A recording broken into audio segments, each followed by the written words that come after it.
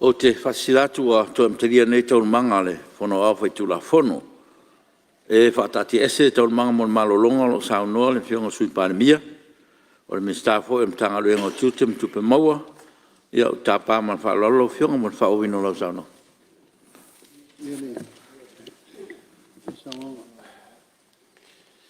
Ia mo le atu le nganga faafetai foi nei tu lao le aso lao fionga le fofitalai ia faapea foi lau faiga luega ona ua bo foi se malolonga o se iputi ia ua maua i foi se si malosiaga faafouina ia le fia faauau lau talanoaga i lenei tu lao le aso lau fionga le fofitalai ou te fia talanoa i puipuinga o tua oi. Ai o tele o atu le tūlanga lea. E lava nei vaenga e lua i o te fia talanoa tua ai. Ai meise leo o maua lea vanoa. Wa foi le whafonga angan malu lea tunu. O le tele o le malu lea tunu wa nga yatu ilo ofisa ma avatu fo i a tūlanga fo i o le sa yatu i tūlanga o le whatinongo le ngaluenga. Ai meise al tūlanga lea o le ngaluenga lea o le tatala o le container ma lau mai whafo mea ma siaki. O le mai tau lava lo nei tangata. O le si lea vaenga o le matou au nanga. Ina ia matai tuina nisi o mea o lo o masalomia.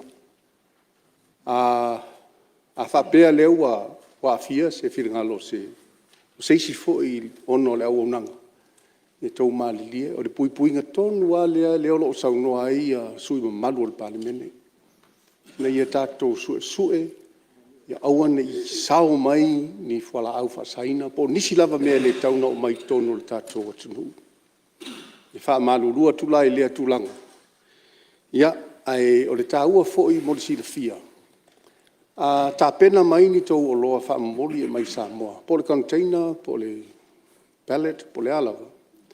E tā ua le tu ina mai o whaamaumaunga manino. Na ia manino e fo i po le invoice lea e mai e declare ia o kutsi e mai. Tā ua i o le tūlanga na e le tātou matanga luenga.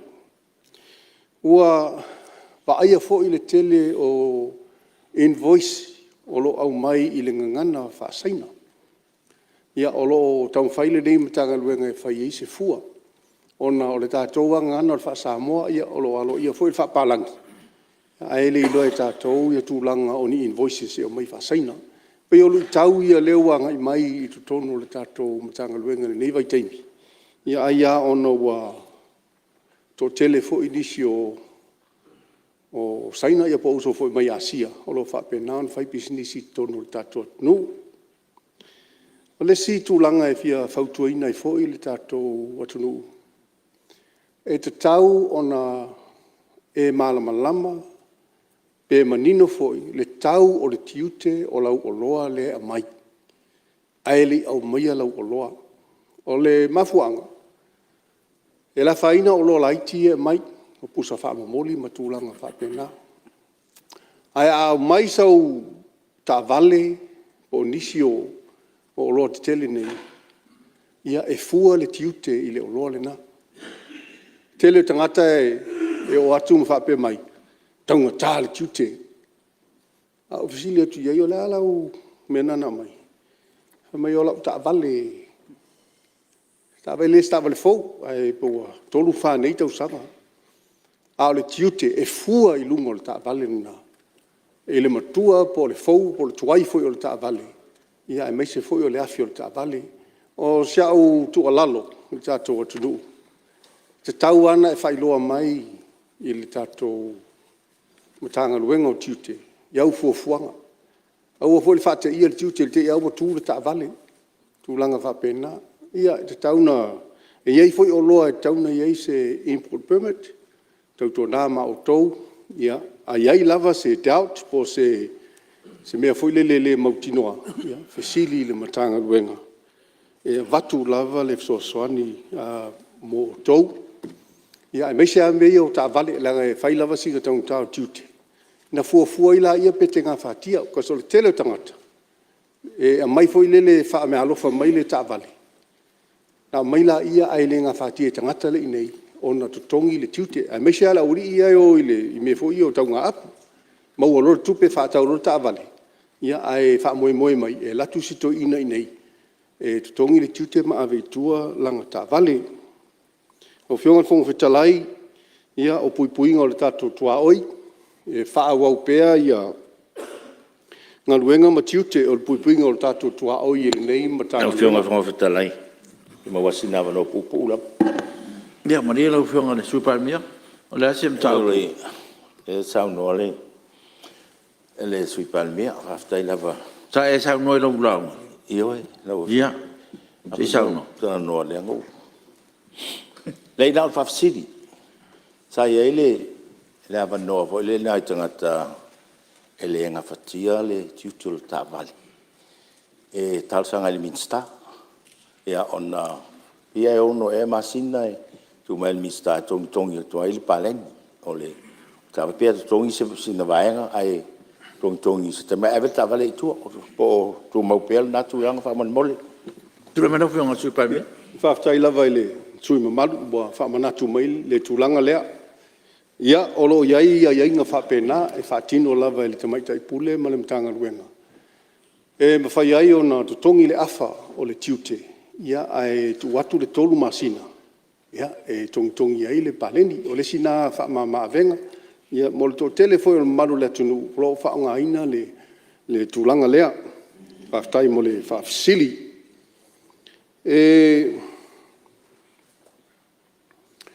o lo ga lue felang lang mai pe le nei matanga luenga pe ona sila fia o le matanga luenga ngai o le tute matupe maua o lo iai fo ia la tou le puipuinga o tatou tua oi, o tatou tua oi wha le malo, ia o la tou leo o ngafa ma le border control, ia po le border management, o lo wawa alua fo i ma le fionga le mista o ngā lueng te tele, ia pe ona iai le airport authority, ia wha pea fo i le spa, ia o lo iai le sota inga le nā, ia o mawhai ai o na whaatino nisi o ngā luenga pei fo na manino le saunoanga foia le fionga le minsta.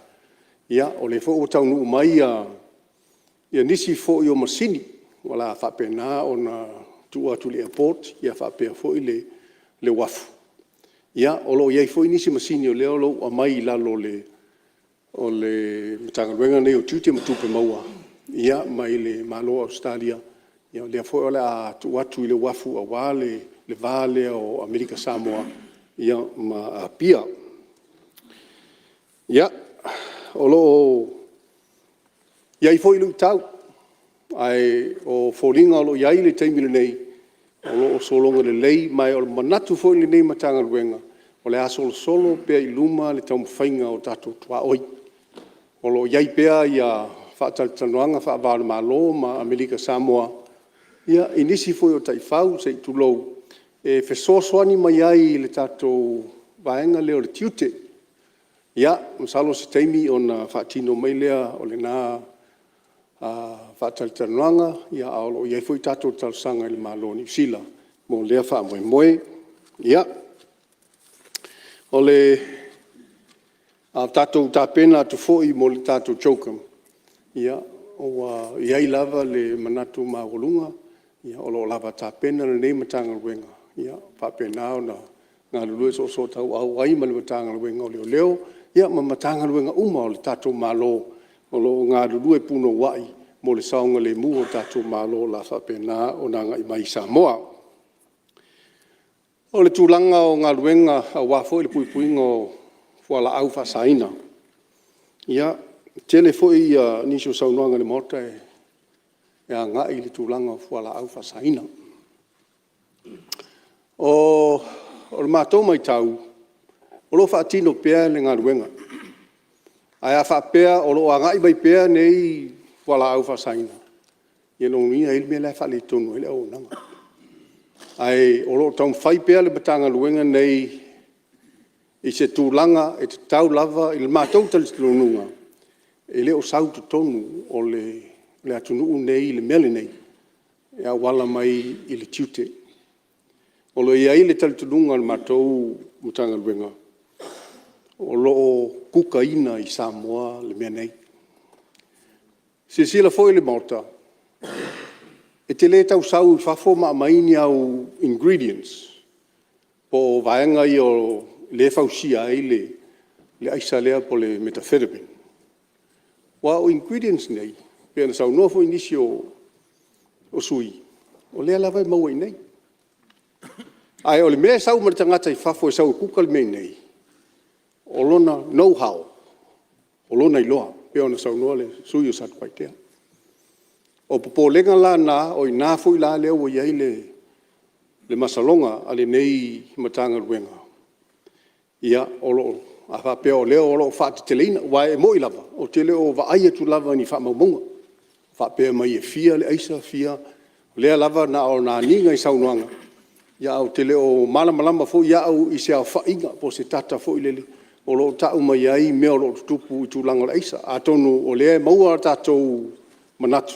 O no whaasalunga fo ia le pepa ma tūlanga whapea nā. Ai, o le mele na e lafo tupea I le matanga luenga leo o la tau leo lo ngafa ma le puipuinga o le saonga le mua Samoa I to tonu le tātou loto I whali. Ia, o se tala pupula ia, e winga I le tātou fuala au whasaina. O le whale ngau si ava po o manufacturers ia, e ngau si ele ava malosi, na sau noi fo inisio sui. Ia, wa mai anga luenga I pule whatonu o le ava malosi. I le aia inga lea ma le fausiaina lea o ni standards po o ta iala whatonu mo le leisene o le ava malosi. O le anganga tonu le nei ta iala ina ia whaama nino aia inga. E tuina tuai pe mawhai o na tuina tuai se le sene ava malosi I se o lo talo sanga mai. Ma ia no fauta fo I la tau o lo umia le sene o ava malosi iaia inga o le umia o le sene. O lo ilalo umo neita iala, ia po le standards leo wa uma na tusia, ua pasia el tātou kabineta, wa uma fo I na whalau iloa. Na ia muli ta ia ai le pulenga o le whatonu, muli ta ia e tangata o lo umia le sene, ia malatou o lo fia fausia, le ava malosi tono le tātou atunu. O lo anga e fo I nei standards I se tūlanga fo I lele, tāpena ai le tūlafono whatonu. Wa fo I le avea o nei standards, ma tūlafono, ia ina ia mawhai, o na launtasia umai tangata. O le tūlanga tāua na. O standards fo I lea sa whatuina, sa fua fo I ma whatatau I nisi fo I o standards po o tūlanga, o lo iai nisi o whainga malo, ia po nisi o fo I atunu, I lalo lato ava malosi, e leo se mea whapea na whau whapitoa mo Samoa, ai sa iai fo I ta iala sa muli ta ia. Ia, masalo se teimi na whaitau I fo I leo na mamalo le atunu, ia mamala malama atili ai I le tāua, malona o ngā. O sa tāua nisi o sui le se company mai Samoa, o se uma foi na tāua le ingoa o company lea, ia. Whaftai, ua le mwhaio na talanoina lea tūlanga I tono mota, o ni tūlanga ma le ali, lea sau tūlai e tuai ma tānsangina lau whionga le whomftalai, whatatia ese le mata upu lea.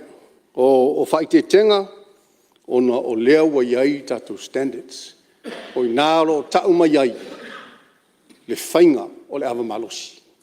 O lea o lo manino le pule whaatonu le company lea, e leo ausia e la tau le standard lea, e leo comply. Ia pe o le nganganga mo le tuai le whaftai, o le eise tātou whela whalofo inga, ona o te muso te tali atu. Ia na bea lea ma se lape fo I whafonga sia company. O whionga whonga. Ia, mani helo whionga le, sui palmia. Haftai Sui le sa ia tāua tūlanga lea. Le voi whafonga mai O pupuinga. le haftai. Sa o sa ile reference whapitoa ile. Vaanga lea ona no fwelu tū malo. Pita iani. O lea tātou te iloa o malava. le tau finga o me malosi na fai e fango foi sa nga osi e nisi o company mai sei na se tulo le e ping fang wing le tatu au tasi uma o tauna i rilo e taufi anei company o leva na fai mei o lea ua overload tau sang o nai a inga ia pau i me na ola mai fias full tau sang a fai o standards ia le tau te mamlama uma e le se taimi sa ilia ngai mea regulations ia na e fai alofa nei tangata o leva leo tai lua le sa vale tolu tau sanga o ka ofi ia manufacturing ia business nei tangata o leva no lai a fai fo ia le business le na utauta o atu matonu o ia me fa sol tu la fono a vele tu la fono a o ta fia fu ale nga luenga tan fatino o le siwaenga o le ua li poti mai nei company nga siela malos o le mfente fela tu fa sala longa la ko advertisement i lungo TV ma le tio ia pe ese mafu anga awal mele sa ta tso ina taluai e tami fo le leo le afia ye tami tao tau tu i tua e tami o na tanga tamatu ale pe o tau fi motu e fi mam lama la o fi pe sa le tulang ma fa la tu le mero fo Mr. From Talai mole fa so ina tami le fiong le sta sa ula ngai fo le me tonu alea le fala wei telenga o le o tato local manufacturers e le popole ai le ngata lea na ye foi ai talafo nei nei tangata ia le laua fa amatu uma o tau fia po se le la over le lua tau sanga o le popole ngale na ele o fea foi la fa pe o fa tatia le ngosina o le spirit ia le fa tau ai fa ngai o ia le situlanga isi pia e pe o le nganga na le sa no foi le fionga minister se toi fainia na ia fa le fa to ai su to na nafi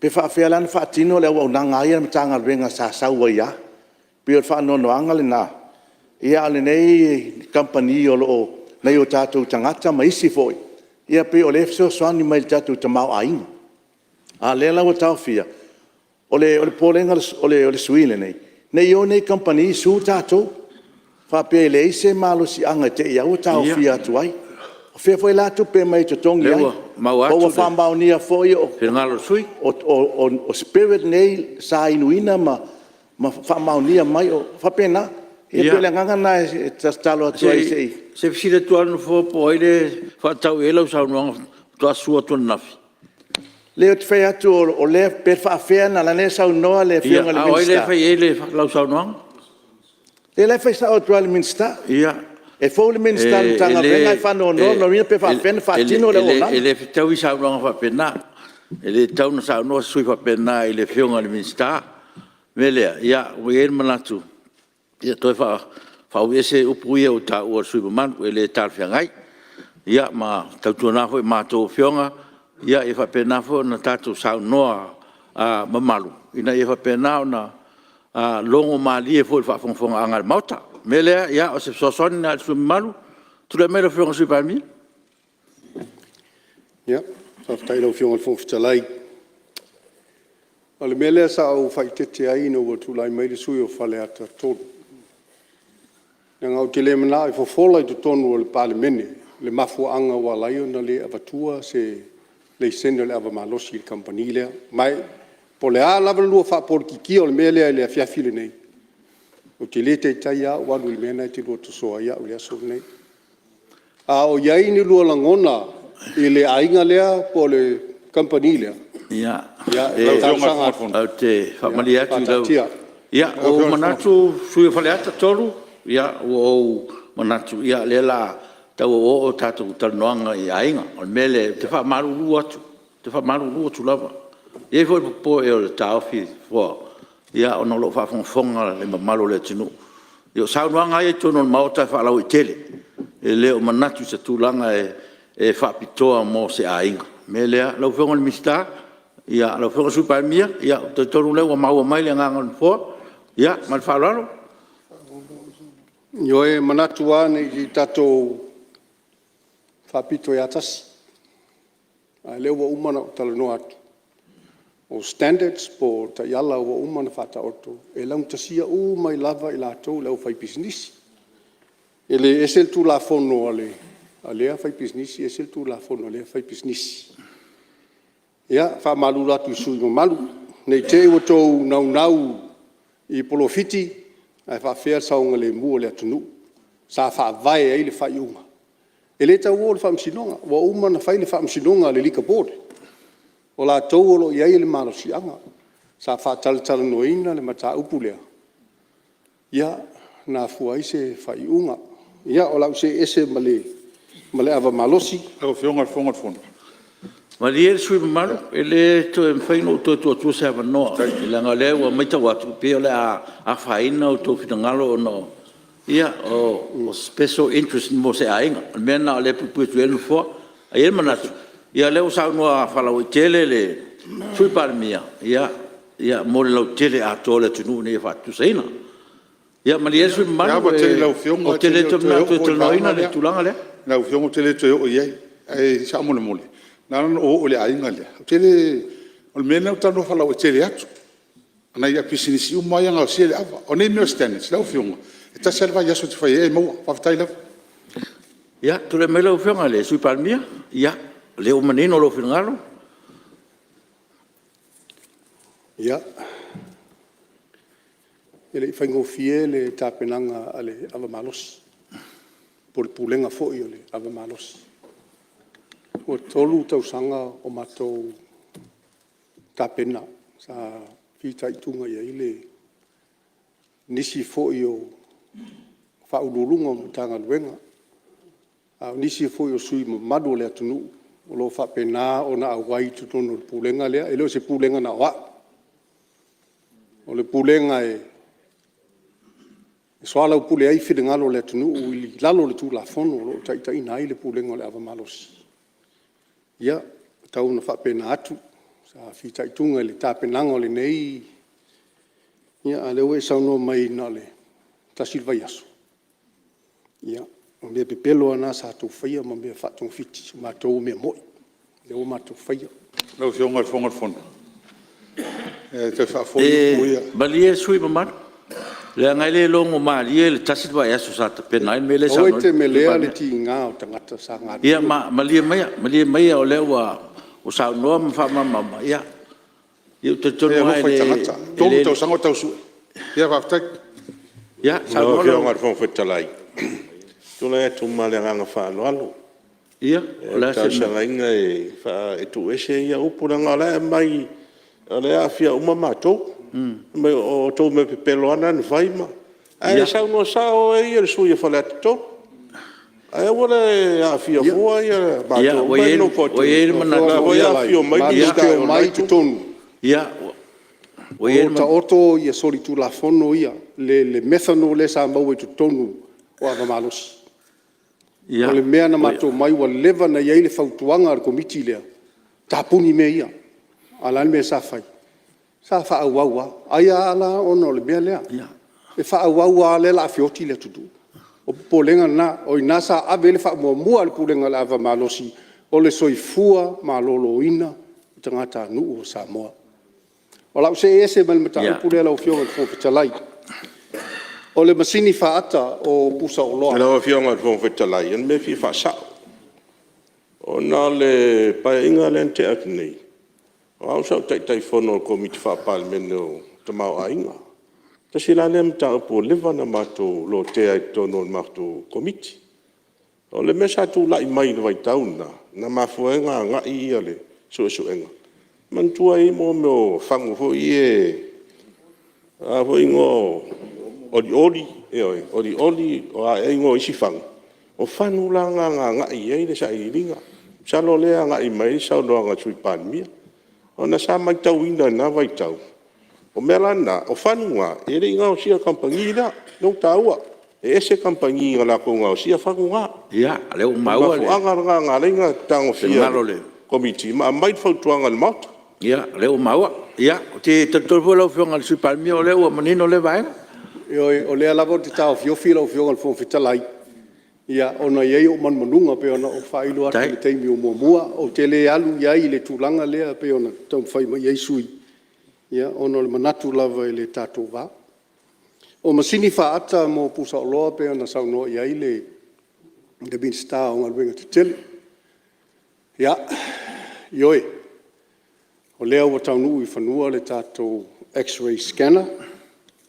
Ma ua longo mai fo ia o le fionga te mai pule ma le matanga luenga. Ia ua ioe le World Bank, ia ADB, mo o le aso tau ona tatala ai ma whaalauloa le tātou masini ni lei. Ia, te loa ua toe seanga, ia, ma o lea foi ua tui na mai le aso. O le aso lufu 5 o Julai, ia, e mai ai le valaulia whaapitoa tau fionga, na ia tau wafio atu. Se sirsila foi le whatinonga o le nei au nanga, ia, ma a tonu foi o la maua i se toa file mu. Ai se tala fia le nei aso, ia, o le nāua longo mai tātou, o le a whape nā on te tala, o lo whatino ia tūlanga o awaonga, mana mea li teimili nei. Ia, a tonu foi o se aso fia lea, a ieila o lapatainga. E le whapea mai le masini nei, na fo iei lea o le ngaluenga, o le puipuinga o le tātou tua oi. E iai fo I tangata la te whaata milo le mea lea, tau mwhai fo e su e se awala. Te a whapea o lea mai o loa nei, ai o le nei au penga, ia o le a whiso swani tele I le tātou tau mwhainga lea I puipui o tātou tua oi. Ia, tātou wheloa I le aso I le lofa o malea ngalei o le tua. Au fionga whangwhitalai. Maria la fonga sui pa. Tula mali sui sa pete. Ya saula unga ya ni ma te lang so ina. Pafta ya le wa ta mai la so e fa ngai. Ole pawal me le lo ma fo. Pafta le wa e sa no mai. Le fanga ta nga luenga an tanga luenga tau fai. Le mai ngo lo ia la mai tangata ma. E hu tangata wa tu le fia le so pe wa.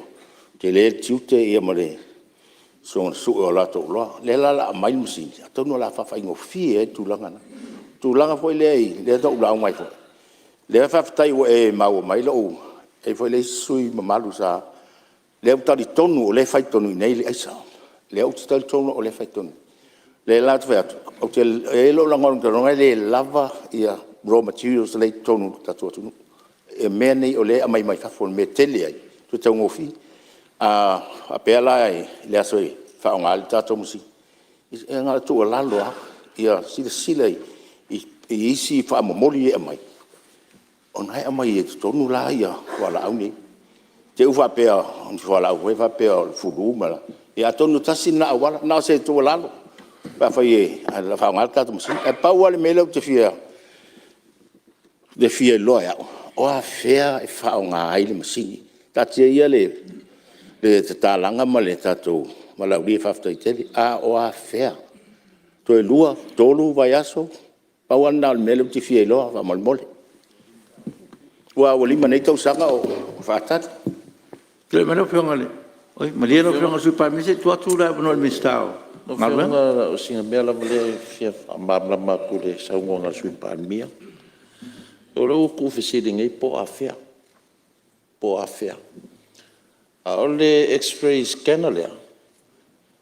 Nga makangkarango inga lua fisu 5. Nga fua mai e whainga maroka lua le X-ray scanner lea. E o whiangi kausanga. Le whakua karango inga kausanga o mawai lua whelua koru. Le wai I kasia kausanga. O whaman manga nga. Walo kei me ofisiri me po a whea o la o kiki ama. Nau whionga whonga talai. O te le ina le sauna nga le fa pepta e mau te o ese o mai masi o mai masi ia e tau no mai le vanga le e fa mai te se masi la uto e ave langa le masi na mai o masi ne fa ave al masi le mana e fatu a o le na o fa pe o tau sanga tu lai mai lo fatu lo me ala te la ngo so o to al masi nei na nga ma to ta pe nanga ma mai ia mai la to fa fo I fa mai Fareko. Ia kailo. Ia, tu mai lo whionga sui pa. Ale se masingi vale ko. Ol mo ka se ki al masingi nga mai. Ia, lau whionga sui mamadu, o le ase si me silio na tāua. O lea le atatala le masini. Aso lua fulu 5 o Julai, lua o lua Ia, leo whaafunga mai, lo furu 5 Julai. Ia, leo te mamau. Ia, e a mata I fo I ona whaonga le masini. Pe a umana tatala. E le ngā tia, o le pitola au le fionga le Minster, o le fausia lea, o le fale lea, o lo tuu ai te tonu masini. O ia lea lo ngafa mga luenga te tele I lalo le wafu. O lo iai fo I le si wha paologa, lea fo I lalo lava o le poloketi lea le ADB.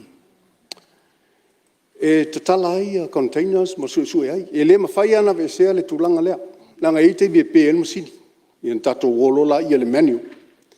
Mai o le tapenanga. Masalo la whalau I tele le aso. Ai tauiana o whape atu. O leo le a te tala. Ma o le a mata fo na whaungaina. Le si lea malo si anga o le puipuinga o le tato atunua. E mesi o tato malo. Ia lea la anga I mai mo le tato fono tanga tele.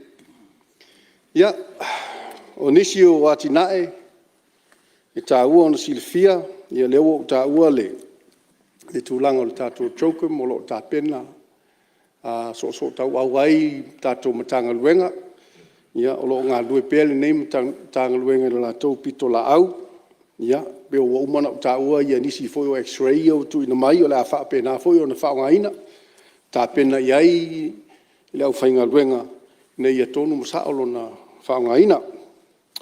O lo whatino foi a polokalame wha computer, mo le au nanga o la fonga, ia, e fia foi e longo atu. Ia wa umana maea le visiona, ia po le technical mission foi lele al fale tupe lo lang, ia lea fo wa whapea mai, ia o la ato e whaafo wina, le computer, po le system lea e whaongaina le matanga luenga o la fonga, mai e whaelo atu, o se lesi lea lea sanga tāua, a wā le whaale lei ati lina o le au nanga, ia mesi o wha mau maunga, a le tātou revenue, mo le alu luma. Lau whionga le whongwhitalai o mai a tali, pe o na iai whaafisili e sui mamalu. Ia, ai o lo iai foi mana onga le nei matanga luenga. O lo iai foi fuafuanga le nei matanga luenga, ina ia tu SSA le matanga luenga o tupe, maua, ia ma le matanga luenga o la fonga. Mai e whailoa tu foi, wa tolu tau sanga o tāpena, le nei fuafuanga. Mai e lei tāpena whapaole. Sa a watu foi lumo o le kāpeneta, e whapea mai le kāpeneta. Toi sa ili, lea vaenga, ma lea vaenga. E ele manatu ua mautu ma maea tāpenanga. Ia lea lau toi tu inatu lumo le kāpeneta, ia mo sa la tō whalainga. O le nganga e whaavai ai le tu e se seina. O nei moni lava o nei matanga luenga e lua. O lo o whiangai la tō matupe, ma le auina o tupe maua. A nei vai tau, o te iloa wa iaile e se senga. O na wata tau, o na ave le wha mamafa i le border control. Lea lo nafa ma le matanga luenga o tiute, ia po le customs. Ai le a vea foi lea ma wanoa, e tepa tau lai ai ma focus le revenue e le collectinga, ia po le auina, o revenue o me tau la fonga, ia maisi matawhaioi o lo i lalo o le revenue. O lo tam whaile nei matanga luenga, e whaale leia le tūlanga o le enforcement, ia, pēr nau tāua. O le mamawhana leo i le matanga luenga le nei. A tōru whai o le mamawhana leo i le mālo le teimi nei, o le monitoring and enforcement o tātou tū la whono. O nei, e tāua, ona o lea lava e tupua e le tātou atunuu, le tele foi o le tomai fou, le tele foi o le te kolosi fou, ia o le foi o tāua, le tō tele foi o la tōua i mai. Ua fia maua foi la tau se vaenga o le keke i le tamao ainga o Samoa e whai eia la tau pisnisi ma sa ili ai se manuia. Ia ai o loo mai se tūlanga foi lele wha sori tū la fono, ia po se tūlanga foi lele e leo comply, ia ma mana ongo tū la fono si o tātou atunu. O lea la ua peo nau tāua, ia o le tātou chase, ia o leo wa tāpena nei, ia e ngā lue whaatasi mai lava matanga luenga le malo I se tūlanga fwoi lele ia le leile coordinating o tātou policies, ia whi malama mai, ia mao whaatasi e whaatino le tūlanga lea. Ia o se tala atu nā i le tātou manaongo nei matanga ruenga. Ia nā ro fia pai atu lava i se utu malo, ro fionga i fitalai. Ia le fioanga o sale aula, ia e me se fwoi le ala tele o lo iei whainga anu o pata mea. Maunga ma samalai ulu, ia whapea fwoi o le nu o swafa, ia tuala ma sala. Lea fio lava lea o li e lua ma le mapu, la inga sa pesta. Su so li, ala le tai fwoi ma malu ia sale aula, ma lau whaatu whananga, ma lau whaatu funga, o le tufuka pule, o le pule tō tā mai, o le whaatu whananga e lofa, o upu ia te oe sale aula. O lo a fio ai le whaalangilangi a tuala masala, o la whaavali, valu ma lo la whaade se fulu. Le mamalu ia te vanga mai whale, ia ai meise fo ia, le mamalu ia sambuleanga. Ia, fio fo il so malo tuala masala, ia la wano, ma le ainga sala o no, ia o tau fio li i ma le no fo inga i fia, ia ma le mamalu le whale a ana. Ia, le nofo a whawhengainga i e ka le CSS o sio i tū malo, moli atu mo ngā lofa. Ia, mei se foi le au mātutua, ia o nisi foi ua tu ua le tātou mawhtanga. Ia, ai whapea foi nei tina matamaitai. Ia, le tupulanga talavau sio tātou tū malo. Ia, malo whaftai mo le tō tāpua inga, a o le whaiva sio tō sui. Wa fo fenga iai mo faio tato fenga malo o lo fanga solo atu le fa le o tato nga luenga te tele na wa fai atu o tato awala o lo tam fai lava e fa uma le tato vai ia atonu o misi e le fionga le minsta nga luenga te tele le tato vai nga nganga e monga mo mua ia pe ona silfia le na wa uma na vili le vai o maua le vai, ma wa uma foi o na suina le vai i sona le lei ato toa. O le tulanga o lo tule mai, ia wha malulu tuai, o no le uti foi le wha soa le tātou malo. O ngā luenga o lo toe mo le tātou vai, ia o se tātou tane, se i tulou, ia ma le taina tuloa whanga au po paipa i te tonu nuu ma fioanga. O leo a ma tau whaisa ili whatasi ma le fionga le minsta. Le foi wa maua se tala fifia i se samarianga le lei, ia o la tau o la fausiaina le tātou tane, ia e stoa ile vai, ia a alo maanga lue ma le fionga le minsta, ia e su e mai se tupe, ia e tai e tua ile vai i tonu o maunga, ia whapea foi sama le ulu e tau mai popua. O maua foi le tala ma le fionga le minsta, e le malosi o le vai, e ono mawhai foi o na tai atu le vai i le afioanga o sa le aula, o maua foi le tala, ia wa le toi le lei ato toa foi le vai i sa le aula. Ai malo le on sai, ai me se lava le tātou nu o maunga, ia wa toi titi o se lau tausanga o tu lai mai le whainga nu, se lau tausanga e le ise vai o te le mai tau inatu. Ai o lo tau lava pale pea ma tau on sa ia wa le toi umi. Nā nei lofa atu, o lo tau whai lava se vave, e tu ina tuai le sua vai, ia maua e o tau le soifua ma loloina. E leo toi au ngāle tātou vai eli, sa tau tau mwhai le tele o tau sanga. O li potia mai e le matanga luenga o le SROS, ia po le vai foi. O le toi tala whea ngai le nei vai eli, ia mo le whonga tau mawha. E whianga i pata mea, ia o le nā o atu le tātou vai maoti tutonu le.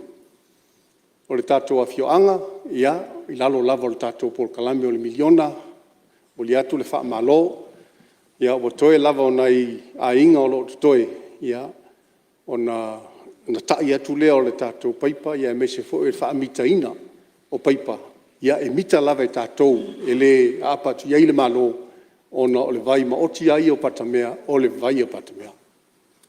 Ia, o lo iai foi le si fofuanga le tātou whainga whaavae, ia, te lopo o ortitala a sa whaile whaiunga le whono whaavae, ia o le atatala se ala leo fou ia po se leitio ua taua ia o le siufofoga o gaga i mauga muamua o se atina e fou lenei atonu foʻi e fou le faafofoga mai a le asui mamalu ma le tatou mota ia o lea la afaatino i totonu o gaga i mauga muamua o le leitio lenei na o sa le au la pata mea mauga ma sama le aulu e faalogologo i ai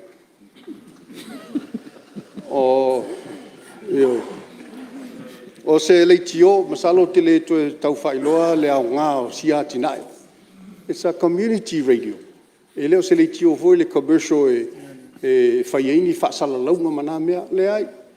E fai e ia matou faasilasilaga i totonu o le matou tumalo. Ia afia a latu foʻi ia se toeina ia e usu ai sana pese ia ma fai sana fagogo ia o uigaga o community radio.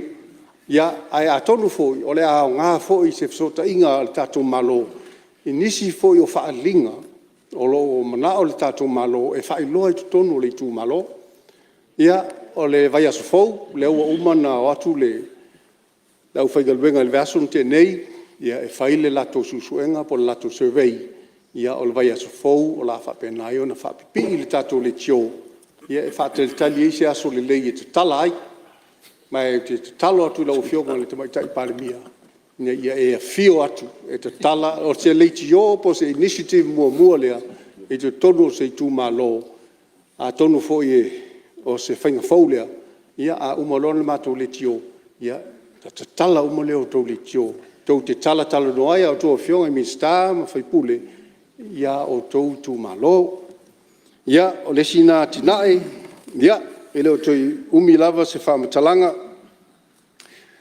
a tonu se tei muamua nei Fionga fongafitalai pe mo se wanoa whamolimoli. O mamta upu tongia le minsta o le fionga sui palemia o le ua olana Ia, whaftai. pasalalauga i lona i tumalo o te tono le se mea la e fia mamlama i kore i tumalo sui Tuna le palemia mo i whamaumonga le. Ana mo te whono. Ana e i saunoanga le. Sui palemia. Ia i so manatu pe o se me fi whasao mo le angang whaaloalo. Pe atalia. ia ua faisi tuai ua Whaftai, ona o lefta mai aneina saunoa i ai. I tūlanga le suawai. Le whapea se lautau sanga ele i maua ele. Le awhionga o maunga. Se suawai. Ia o te iloa o lea e mōli mau. La tau ina no foi lea tafo sa vai. Eisa e ia le vai le sa luatu i patamea i. Lea foi malio lio. A tau sirisila i e le vao telena. Ia e pasi ia i lunga ia. Me foi e sa e whai ngoe mātou rau. Whai vai keiminga. Mo meo wha aluea. A kua la vao kelenga. Ia o le vai ngā sa mako o foi meo lo i ele. Ka le sia ka koliko le kreita. Ia sa pasi vo i lunga vai se ia i ngā kulaka i ngā keimi. A peo si mele langa wha fonga ele aku. Ia peo si mea foi le u kau leanga inga le. Le ngā luenga foi a e o. Lo ngā lulu e sua vai ma. Mamka ngā luenga malo. Ar kulanga le sa iai. Luas ful kau sanga karuai. Ia le sa le ia le vai sa o kori ngā keimi. Ia kong waru waru wha kong. Ia peo kulanga ia mo le. Wha fonga angar kako. Mo ka fongo mana ngā whaloalo wha whatai. ia se te kulai mai a lau fionga le minsta langolango sui o whangawhala se la Ia io. whai ume sa nuanga le Ia io, Sui pane. manuai le taimi, e le whaalawe lawe fo le tūlanga e peona iai. O le owa, o le sa mata noa ma le minista, po le sui pale mea whai mai. Tā ua le la whai tā le tio. Ai le ua peo fo linga na au. O le tā ua. Ai le au na whai mai a. Le la whai lau le tio, whai manau le tio. Ia, a tonu ai wa ngalo le sui pale mea. Whai tā le tio e whai, ai ua le. ia lau fionga sui palemia ia ka kia i ero li ki o ma lau miska ia sa noa lau fionga sui palemia ia se tali atu ia le tula mai foi o le sui ia o me foi e talanoa tagata e longa ia i tumalo talanoa o le tumalo ia upolo keti nai fale tonu o leo te talanoa atu i le matonu o maunga ia a whapea foi lana o toi le vai o lana mea wutupu wadu ia ai whawhitai o leo wangalu e mai le minsta mo ia lea e whatinoa le tūlanga lea Ia e foi le fa moe ia a tonu sai ai ia o le nei nu o samalai ulu pata mea maunga. Ia e ana ngana foi le a watu nei la so i fo malolo ina fa pela tu tala. Te ofo sole tau le fioti. Tau te feinu mai le alia. Sei tu lou. Ai fa fetai o pata mea. O le ua inu i le vai malu o se vai le lei wa uma na testi. Sue o se vai mana i tele. Ia o le ala ia ile langona. Ia o se teimi i le o toi mamau. Ia o na tau mamafa foi la ia o sa le aula. Maunga ma samalai ulu. I se vai matango fie. Le ua uma na vili le tato malo. Mo le toile ngangol whaftai le tato malo. Ia ono le langolongo sua. Ai mo le sila fia o le tele i o le tupe manao mia. E na e whai lava sina mamao o awhio anga nei. Ia a wafo le taino le paipa. E le tau ngofie la le tūlanga o le vai. Ia a o lo whapenao na masa ili pea. Ia whapenao ma le sosoani o le fionga i le pule o le vai. Ia a tonu e maua maini sama lianga le leise to tele. O le tūlanga o le tali tio, whai o e so. O man whai le tātala. Ia a tonu se atina i le leilea mo show a fioanga po so i tū malo. Whapena foi. Toi tasi lava sina mea talo sanga tuai i le tato malo. Ono le awala lea watu i pua e tau i sale aula. Ia o le mānaia i o awala. O le sasao. Ia a le tūlanga wai ai. Ua sawa tele ta avali. O i ana ulo ele ta avali alu se lau tolu se furu. O lo iai popolenga o no leo a mata na tina e le nei tū malo. O iai le official fono whawai o a mata fo ina nga i atu le tū malo ma ia a olo whapena o na sawa tele ta avali. O le isi mea o le whailapisi o tangata. E a mata tuai i pua o na la fua i le lapisi pe a watu ta avali. E leo se vainga matango fie le ta tia ma o la pisi au ta fole wala ia ai me se le la ta pena le ta to fono sa ia ia manatu le o se o matu tu malo la matu fa marsia tu langa le ai le leia le vatu fa tal sanga le ta to tunu fa pena na nga ia tu to sa ia tau to na ma o to ia au le tau ia la pisi fa fol ta vale e ko yo kia ka ko pole na ed ai a whapea foi o mātua a o whanau i e whatinoa le tūlanga lea. Ia, e ma whai foi o na whaita meiti ia. Whamasani o na ahua le lafo ia le la pisi i whafo ta vale. Ia, na o fionga le whongwhetalai. Ia, e fia ave sa o wha malo, sa o whaftai le fionga le minsta o tupe. Te baita i pule ma le mamano lo tau matanga luenga.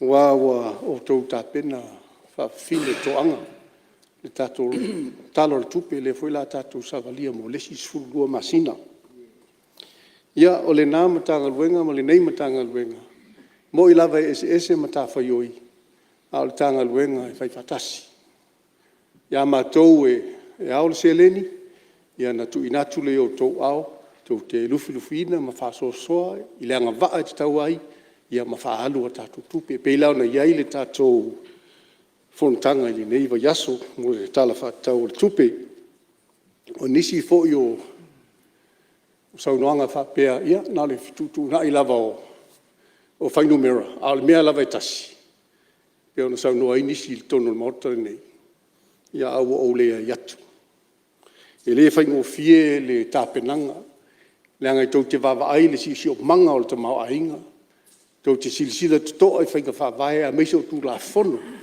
o le whaangaluina o tupe, na whai ei leo le tau fua, ia, ma se au whainga. Ai meise, o le mea o lo iai le whaamua, ma le whaamamafa le tātou malo. Le ala lea, ngoli e tuai le nganga le whaaftai, ia, o lea ua se tongi le seu na langi tila, ma le whapulou tualima, malo le whai o le whaiva.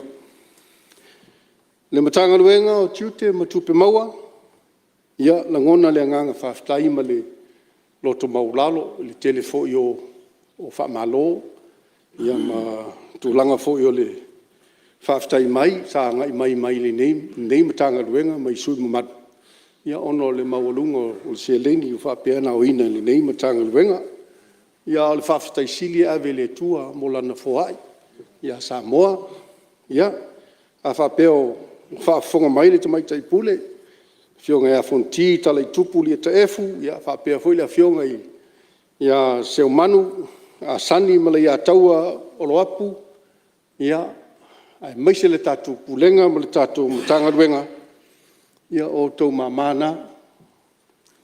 Ngā lulu e pea, talia lu tau. Aua le whaalongolongo tina, hola u tala lava e whea tu so o le tatu matanga ruenga. Ia o tau matau le li, a wale tau wala uina. Ia, ia o tau alolofa le atu no. O le nā fōi ua iei le si whaupoponga. O le tātou take, po le sini taun tātou au sia o tupe au ina mo le lua wha lua lima. Ia ei lava le talitununga. Ia e watu pea le wha moenga o le tātou malo. Ia te o tau. O te fia wha malo o te fōi le fionga le sutu sili.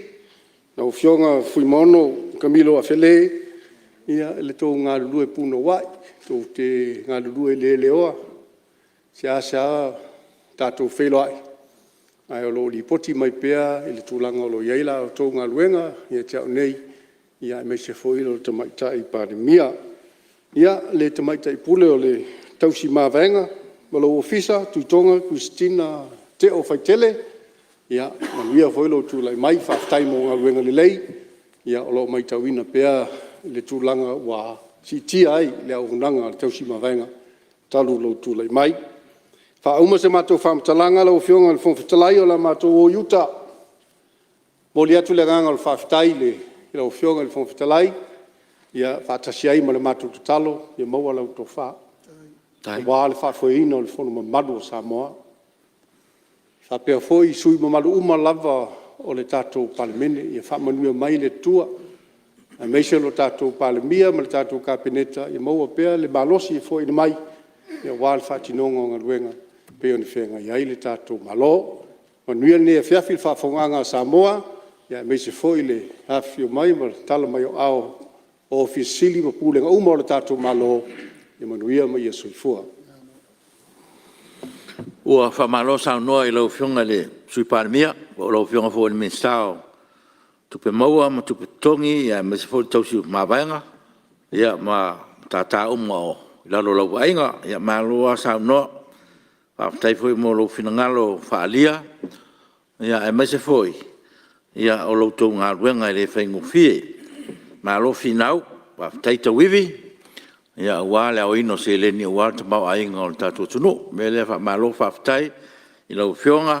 E mai se foi minsta langolango. E mai se foi ia ofisiri ma pulenga. Ma le au whinga ruenga. Ia ma loa ngā rulue.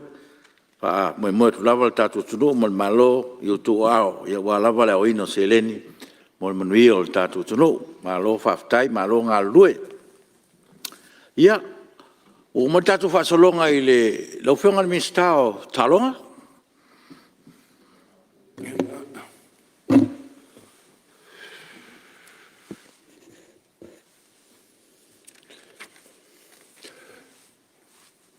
Mori le nganga whaftai le nei tūla la fiafi, lau whionga i le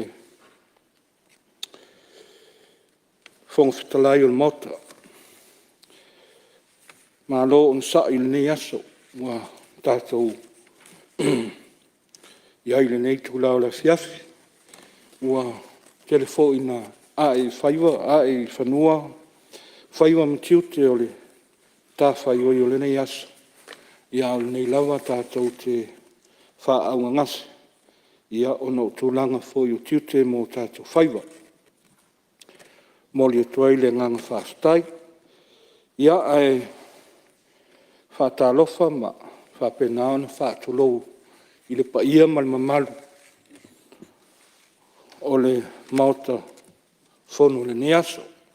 Nau whionga i le whongwhitalai. E whaatalofa fōi ma whaatolou le whionga i le pāremia. A me serva senga o li imta mai tai o le kāpeneta. Ia a whia fo i le senga o minsta lang ia e whapea fo i le tu o le malu. I le songa i le sui taitai o le tua ngai, ia ma le mamalu o sui sfono uma o le parlameni. E ngō fole nei awa noa e whapea on whaatalofa tuai i le fionga i le whamsinsili, ia ma le pasenga o whamsinonga. Se awa noa fo i e whaatalofa tuai le tapua inga, le au mamalu o le malo, sa moa malana masiofa, ia e whapea fo i sui tofia ma le faltua. I le whangaloina, le mafutanga, ia ma ulu o tangaloina ese le malo, ia e meise o vaenga tumaoti, ia mpisinisi. Ia le sunga i le whailau tuse le fono, malona soatau, ia e whapea le mamalu o le ofisa le fono, o lo tātou mafuta i le nei asa. Ia e le whangaloina foi, tapua inga Samoa i so se tawhaithia, ia e maise o tapua inga au na tofi ale atua i so se whaitaulanga thia. A o se awanoa le lei foi o te mauai nei awanoa e whaatalofa atuai si o i tūmalo sa whatalua, mai lawa i nuso tia le manu sa ia pā ia niwa lama. Tapo i mai, se taimi o na o atu leo se whamatalang, ia e tapo i mai, ia e se i whai se sao lo tātou i tūmalo, ia awa le whono uso Samoa. I lo tūla i atu lau whionga le whangtalai, ia o mtanga luenga nei o tā longa, ia e meise o walanga oa mo le fia o tangata. O te talitonu, ia e le tau whaailoina le tūlanga o tā longa. A o le vaenga o walanga oa mo le fia o tangata. Ia e tu sili lau ia tangata. Po le alnei mea walanga oa. Ia e pei ua tāo o se suenga, ia mawhapena fo.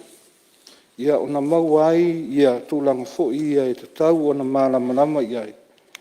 Ia le tato atunu, ia e maise fo. O le mauta nei. O walanga oa mo le fia o tangata.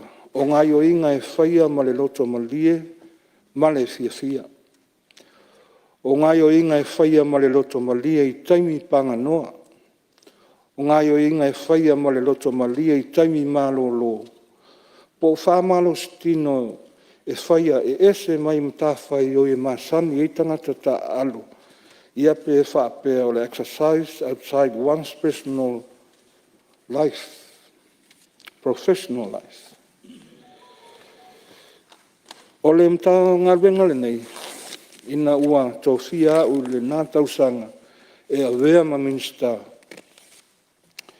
Ia pe ano tau sira fia le se CEO nei mtanga alwenga. Ko fia ue vea minsta. Ia saf sosan mai le minsta o CEO o le tanga alwenga wa onga. Ia e tau faa. Mati e ia matau fatulanga le mtanga alwenga nei. Ia o le sosan mai fo ionisi, ia ua mafu ai o na wawe o na mawaiwae, a wese mai le mtanga alwenga nei whaatino i lona tūlanga e te tau o na iai. I le whaingofie le amataino le nei mtanga alwenga e telefonu tanga e telefu na inga sa whai. Ia e telefo ia lui tau na o mai i le taimi fo ia o Savalia le transition process. Ia lea lava la ua o mai le so. Ia ua toe tolu pe whaaso. Ia ona tu ese ina ato atoa lea o le nei mtanga alwenga. Vai i mtanga alwenga sa i lalo ta longa. Mo le silfia. E le tātou Mautafono nei, le anga o lea sa siningia e le whionga le suite tai o le tuangai. Ia tūlanga fo'i o core functions, o le name tā ngā luenga. Ia ai moise o tangata whai ngā luenga. Mo le sila whia,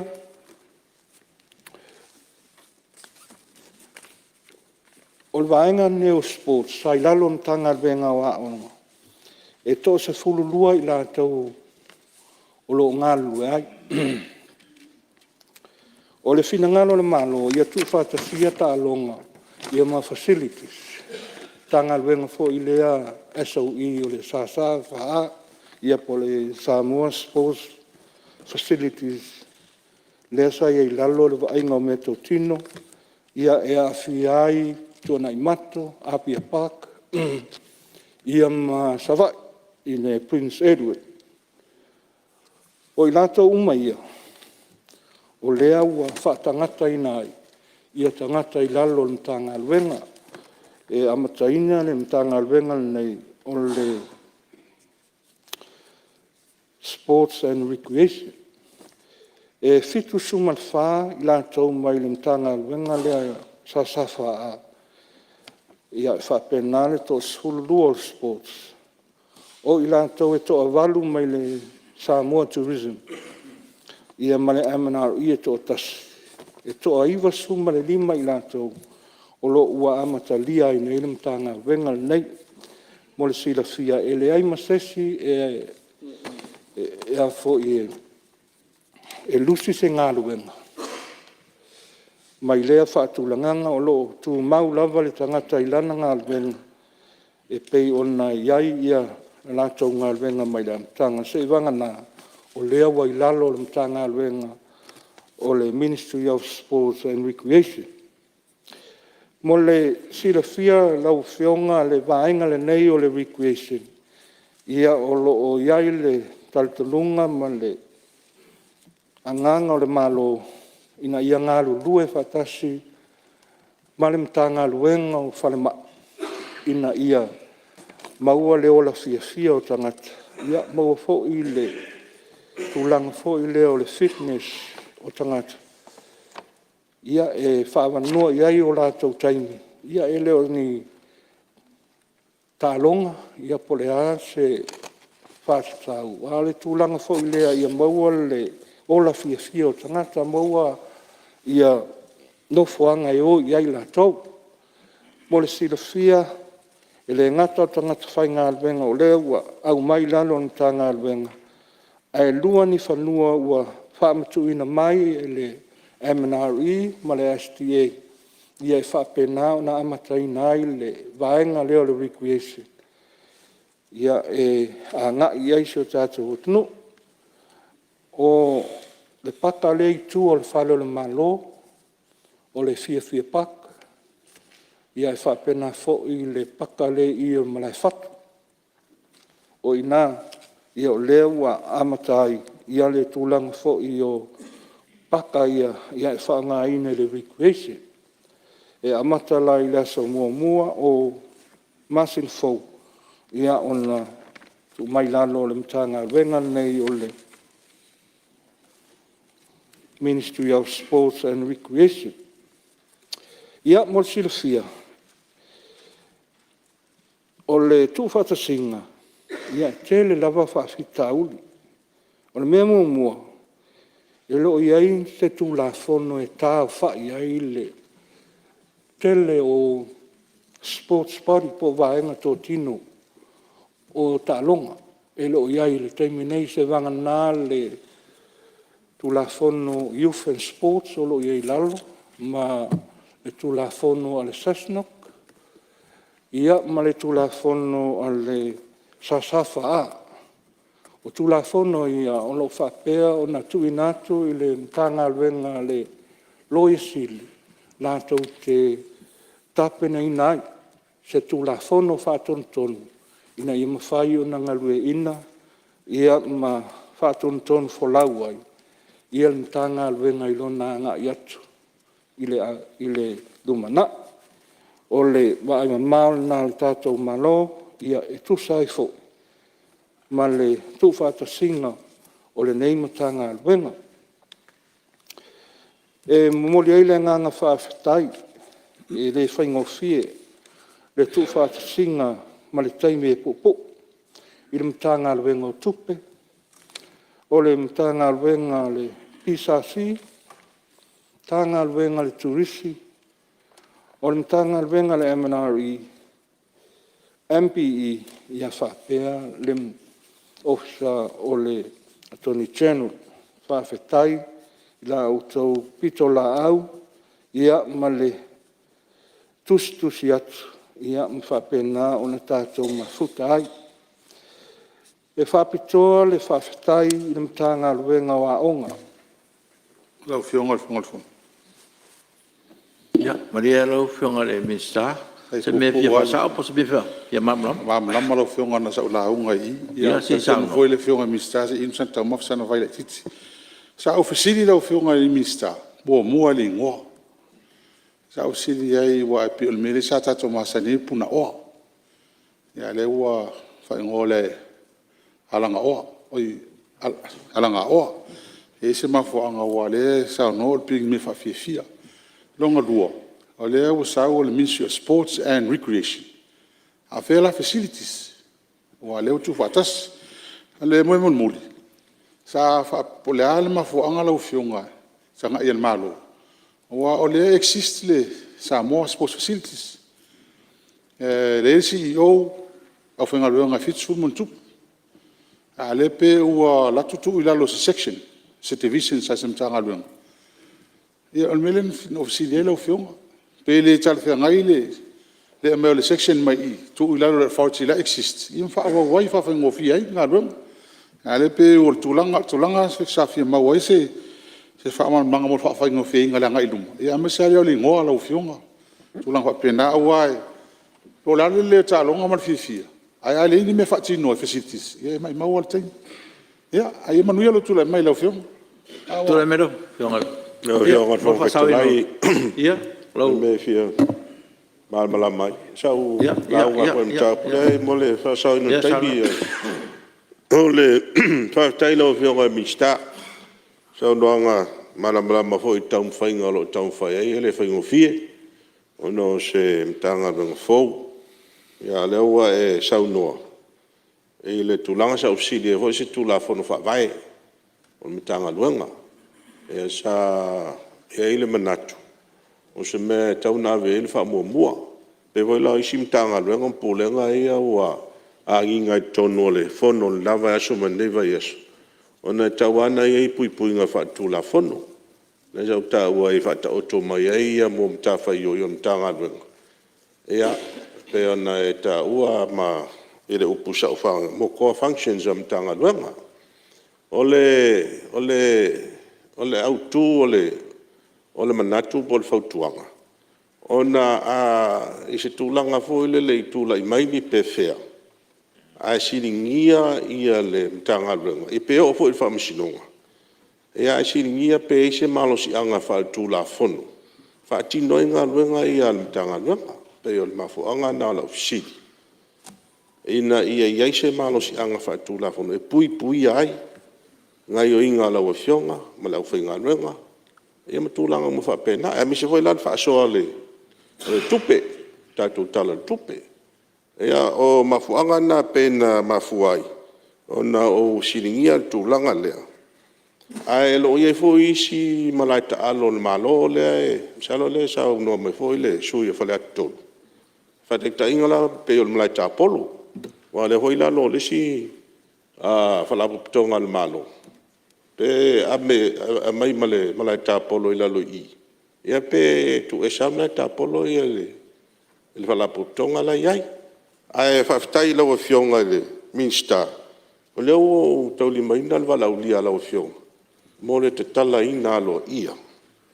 O lau mtanga luenga le verse 4. Le ala mo le toi whaftai. Ia o ina ilum talo la amana ia nei sui. Whaftai mo le walau lia. Ia lau fionga fōwetalai. Peo sirina. Ya, tu le mero whionga Minister.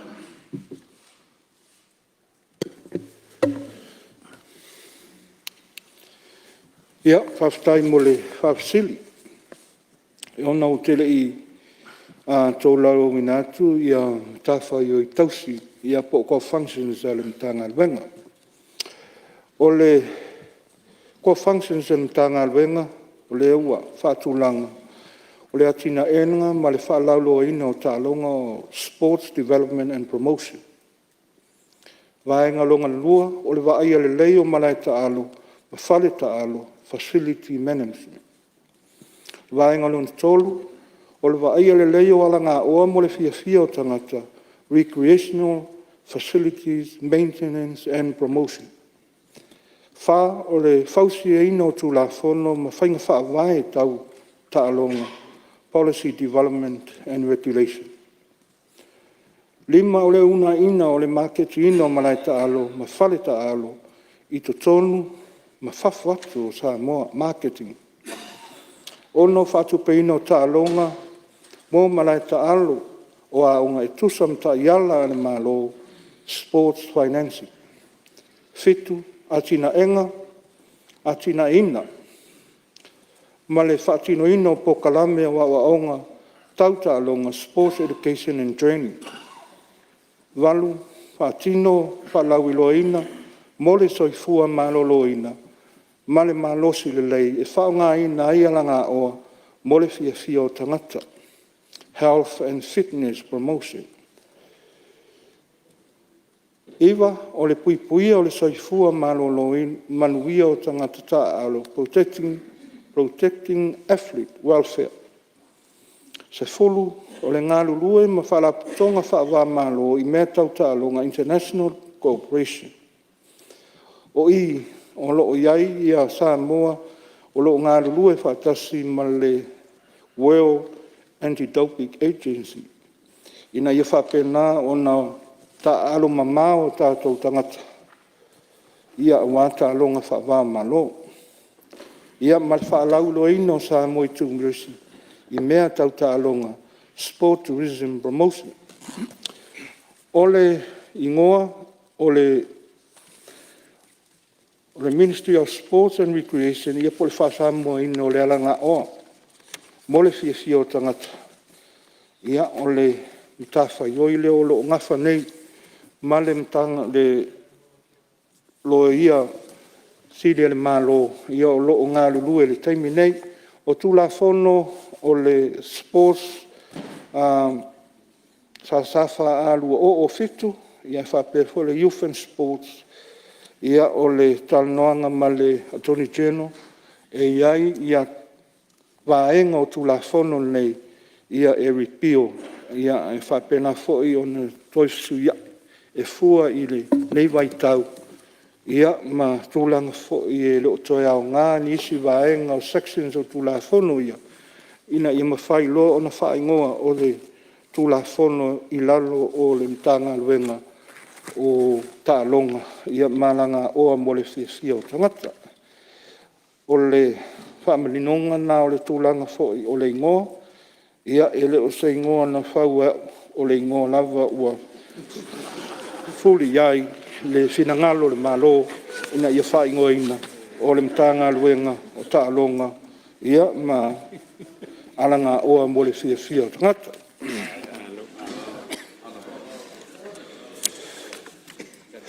Ia o le whaftaisili na I le nei asiasi I le mtanga luenga o tālonga o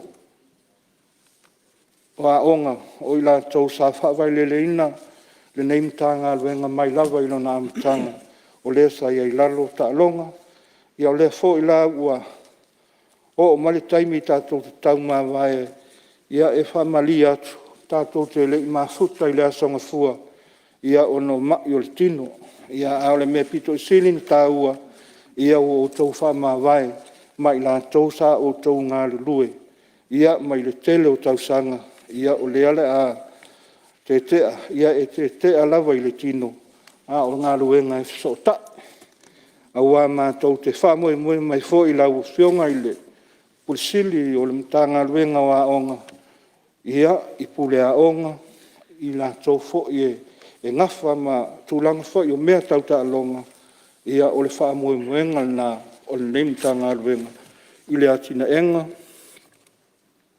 o tālonga i te tonu se o tātou o talo. Tele lava lu i tau i tūlanga fo'i o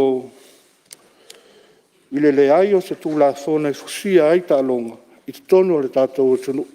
Ia peia o na mai tauina e le tele o whalapo pitonga ia e o mai e ta i lua ulu. Tulou le ngangana. Ia ai pei e lua pūlenga. Ese le e o mai le voli e ese lesi vaenga e se fo i lesi vaenga. O le naunau ta inga le malo ia fausia se tūla fono e fusia umai ia so se whalapo pitonga tau ta alonga ia awane i toi tupu mai ia tūlanga ia i le lumana. Ia mori fo i le nganga whaftai i le minstao tupe, ia e tusai fo i o le seleni o whaamtu umari tala le tupe, ia e whaatino ai, ia whaamoe moenga o le atina enga o ne o tātou tālonga. E talia fo i e neim tanga alwang fau, o a lava ni whautuanga, ia e whao atu e talia ma le nganga whaftai, ia awa o le tanga alwang fau, ia e whapena na talia so se whautuanga, ia e whapena na whauwhawai, ia le neim tanga alwang i lona nga i atu i loma. Ia o le talo lava, o le ngalwenga e tātou te whaiwhatas, ia e mama aile, a venga foi ao mātou tangata o le taimi nei ia ua whaasalalauina foi le CEO ia po sesi foi wa aia neim tanga luenga. Ia ele i maua lava se CEO sa amat whaasalalau mai la se sfululua o le masina nei whaangata i le masina fau i lo nā soiva. Ia o na whiriwhiri ai leo se taita a o le taimi nei. Ia o a ulesi i o toi minister i tanga luenga lea.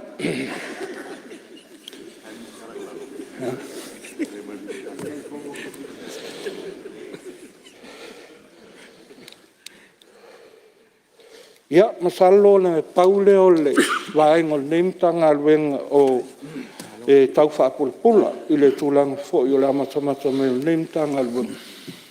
Ai e iai tāl sanga o lesa wha o mai e o talsanga vai singana numere tasi, ia ma ale i pata e topa i lalo. Ia ele lei ona whaapepa mai alu o talsanga. O le talsanga vai singana ma nai al whalongolongo. I le tūlanga fo i lea o tele tangata ta alo maua mai lato malai a sau. Ia upapea uia se vai sala le. Au su e tua o au ala e o mai e ia tamata alo ia. Ia manai e whaupunga. Ai le lei o na mai le tārsanga. Ia au mai e ima le tupe mana o mia. Ia e whapena fo i o nā sia. Te leisi ngā luenga to e siri atu pe fira tupe mana o mia. I te ua watu se lau afu. Ia e le lava. Ai le lei o na mai se li poti ale insinia a mea e tanu. Mea pena, ia o na watu ai leo se seleni. Ia ma se whamalia te lea e watu. E le lavo le tupe le mtanga alwena. Ia muli ai se whamtalanga la o whionga se iu a whiana i lo mātou tu malo. Ia e mori le nganga whaftai tātou i tu malo sa whatalua mai lava inu sotia se ia paia ia ni walama pa ia lava lea wala fia walo sa tunfono mal nato faulunga ia a fia hoi tapa au na tause le la taua ia whape hoi le talenga li taulau niu ma le tangata malu le la taua ma no whaatula ia sa whata le whangalo ina hoi tapo inga au na tofi ale tua o lo whanono manu o wase manui o se tātou i tu malo. Ia ele mawhai ona uwhaia ni ulang fo i pei ona ia ini tau tino ngā nisi ni o lātou i se tātou litio le ai o te le polo misi ni litio. E le mwhai whai ona whai se polo misi. E le mwhai ana whatau nu. I won't make any promise that I can't keep. E whai. Pe atala no mai, e o te tau whai fo. E whai. A wālou te ilo. E mau ele manu via o le tātou i tū malo. Ia. O le tātou miliona. O le nā ua whailo mai. Ia lau ai tonu le tātou selen. Ia. Ngā saloifo le tātou whono whawai. Ia whapena o na whamamlama atu ni isi tūlanga. Ai moli le nganga whaftai le ne fiafi. Dau fionga le whongwhtalai. Ia ai whape fo i le mamalu o le whontanga. Ia i lo tau whafonga mai. Ia pe pa o papa i lau tau whafonga. Ia al tau whailawa. Ina ia mana malama le tātou whontanga le ne fiafi. Manu tele. Ia mai al tātou whontanga le ne fiafi. Soi fua. Ia, ua whamalo sao noa lau whionga mista, si tūlai me lau whionga palmia? Lau whionga whungstalai. Tau ese, sui ingalai titi o le whangasoronga o le tali a kapineta. Ona o aule tau abeina i ta upu o le minsta wa onga. Na o manatu aile. Pe o te amatatu le mtanga dwenga wa onga. Mawha wau atuai a umtanga dwenga. Ia, ona muli lea o le whionga i minsta tupe e oulu tu la fono. O le swinga lea. Lau whionga. Ia, alo, paftai. Iau te lof tau i lea lau hor tatu te malolo. Ia ona ta pena mai lole o lau whionga e sau noa pe a tatu te liu mon tatu malolonga. O tatu malolonga lea, mor si whia mautai a whai tūla. Ona e whaisi ma mafol tatu ma whatangare la tatu o lotu iai. Ia ai a whai tūla. Wha mole o tō whionga. Ia ina ia le whangasolo tatu ngā ruenga. Ia o le whasisilanga lea ma le whaaloalo. Ia whatati ese ngā ruenga whunau ao. Ia molo tō singa whafiafi.